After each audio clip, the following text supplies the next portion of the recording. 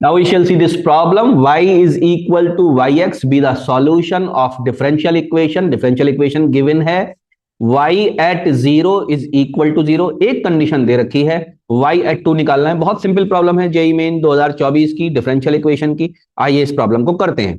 तो सबसे पहले dy बाई dx लिख लेते हैं, जो कि बेसिकली गिवन है. It is equal to minus, बच्चों सिर्फ मैनिपुलेशन किया है और अरेंजमेंट किया है. 2x cube Y plus 8xy minus 2 bracket लगा देते हैं क्योंकि माइनस लगा हुआ है, divided by X square plus 4 का होल स्क्वायर.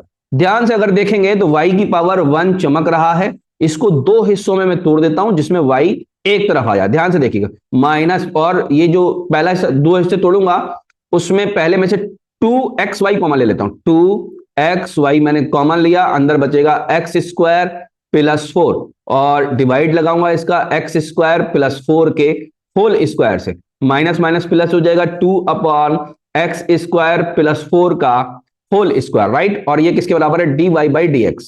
ठीक, तो ये वाला स्क्वायर तो इसको कैंसिल आउट कर देगा. अब ये y की पावर 1 चमक रहा है बच्चों, तो ये एलडीई बनने के लिए बिल्कुल तैयार बैठिए. एलडीई बना देते हैं इसको. dy by dx is plus plus 2xy upon X square plus 4, ठीक है, और is equal to 2 upon X square plus 4 का होल स्क्वायर. तो ये बच्चों किस फॉर्म में बन गई? इसकी जो जर्नल स्टैंडर्ड फॉर्म है वो क्या है? dy by dx plus P Y is equal to Q. p और q जो है वो x का फंक्शन है और y की डिग्री यहां पर 1 होनी चाहिए जब भी आप इसको लीनियर डिफरेंशियल इक्वेशन बोलेंगे. ओके, नाउ यू सी इसका सॉल्यूशन कैसे करते हैं. सबसे पहले इसमें एक इंटीग्रेटिंग फैक्टर निकालते हैं. तो इंटीग्रेटिंग फैक्टर क्या होता है बच्चों? इंटीग्रेटिंग फैक्टर होता है e raise to the power integral p dot dx. p यानी y का जो y के साथ में जो खड़ा है y का जो कोफिशिएंट है. ओके, तो e raise to the power p किसके बराबर है बच्चों? p बराबर है 2x upon X square plus 4 dot dx. क्या बात क्लियर है? एक्स स्क्वायर प्लस 4 को आप t मान लीजिए, तो 2x डिफरेंशिएट करेंगे, 2x tx is equal to dt. Now इसको अब हम दोबारा लिखते हैं, ठीक है, इंटीग्रेटिंग फैक्टर को. इंटीग्रेटिंग फैक्टर किसके बराबर हो जाएगा? e raise to the power integral dt upon t. ये किसके बराबर आ जाएगा? e raise to the power ln t, है ना, नेचुरल लॉग. तो ये e तो कैंसिल आउट हो जाएगा, ये आ जाएगा सिर्फ t, और ये है क्या बेसिकली? Integrating factor. तो t आ गया, और t हमने क्या माना था? एक्स स्क्वायर प्लस 4 को हमने t माना था. तो now we have integrating factor. Now we will proceed to find the solution. तो आप एलडीई का सॉल्यूशन क्या होता है बच्चों? सॉल्यूशन यानी कर्व की इक्वेशन.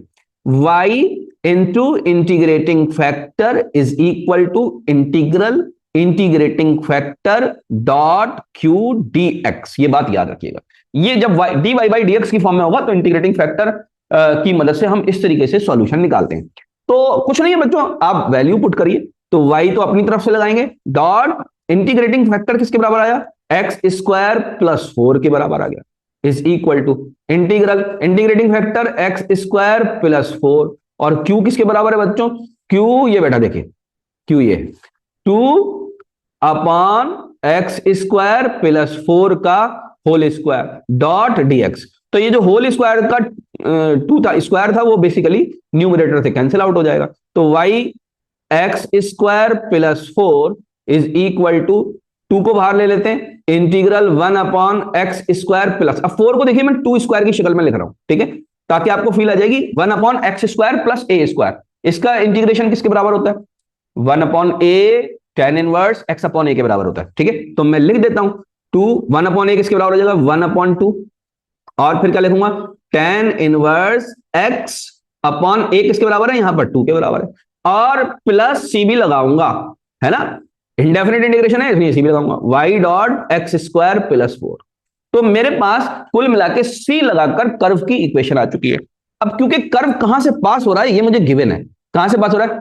अगर x, देखिए कहां से पास हो रहा है, कर्व पास हो रहा है y 0, यानी x की वैल्यू अगर 0 पुट करते हैं तो y की वैल्यू है ना 0 आती है, यानी x इज इक्वल टू 0 तो y इज इक्वल टू 0. अब आप पुट करनी है यहां पर. जैसे ही पुट करेंगे बच्चों देखिए ये लेफ्ट हैंड साइड पूरी 0 हो जाएगी, लेफ्ट हैंड साइड 0। अच्छा ये किसके बराबर, ये तो 1 है, इसको छोड़ दीजिए, is equal to tan inverse 0/2 is equal to 0 plus C. तो इसका मतलब c की वैल्यू किसके बराबर आ गई बच्चों, c इज इक्वल टू 0। तो c 0 आ चुका है हमारा। अब c 0 आ चुका है तो दोबारा कर्व की इक्वेशन लिख लेते हैं। तो क्योंकि c की वैल्यू आपकी 0 आ चुकी है, तो अब कर्व की इक्वेशन क्या है, y X square plus 4 is equal to tan inverse x/2, है ना, tan इनवर्स है ये। ओके, अब हमसे बहुत ही सिंपल सी बात है, यहां पर पूछा है y@2 पूछा है, ये किसके बराबर। तो इसका मतलब ये यूं कह रहे हैं भैया x की वैल्यू 2 पुट कर दो और y की वैल्यू हमको बता दो।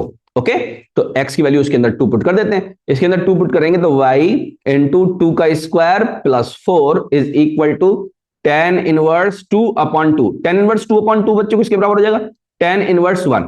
तो tan 45 क्योंकि 1 के बराबर होता है, तो tan इनवर्स 145 के बराबर हो जाएगा, यानी पाई बाई 45 होता है पाई बाई 4, राइट। तो y इंटू 8 हो गया ना ये, तो is equal to pi by 4। तो y किसके बराबर हो जाएगा बच्चों, y हो जाएगा पाई बाई 8 चौक 32। तो दिस इज अवर आंसर। इसको जरा ध्यान से देखेंगे, क्या मौजूद है ये, यस मौजूद है, 4 is our correct answer. Okay, thank you very much. और बच्चों क्वेश्चंस हैं उनको आप देख सकते हैं, मैंने सारे क्वेश्चन मैं सॉल्व करता जा रहा हूं, बहुत सारे कर भी दिए, आप इनको देख सकते हैं, इनकी पीडीएफ भी मैं अपलोड कर रहा हूं, तो आप पीडीएफ को डाउनलोड करके भी कर सकते हैं। Okay, thank you very much.